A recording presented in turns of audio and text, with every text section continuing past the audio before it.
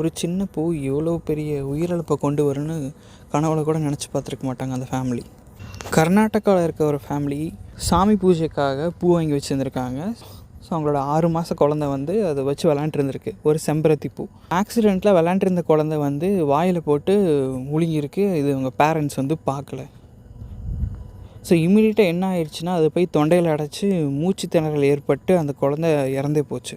அவங்க கனவுல கூட நினச்சி பார்த்துருக்க மாட்டாங்க இந்த மாதிரி ஒரு விஷயம் நடக்க போகுதுன்னு.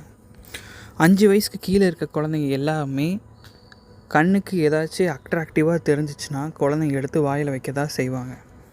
இதனால தான் டாக்டர்ஸ், பீடியாட்ரிஷியன் எல்லாம் சொல்கிறது என்னென்னா, பேபிஸோட கண்ணுக்கு அட்ராக்டிவாக இருக்க எந்த ஒரு சின்ன சின்ன பொருளையும் வந்து கையில் கொடுக்காதீங்க.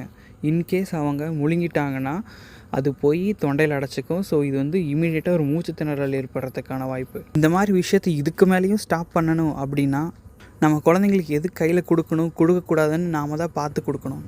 கட்டாயமாக ரொம்ப ரொம்ப சின்ன சின்ன பொருட்கள் கொடுக்கறத அவாய்ட் பண்ணணும்.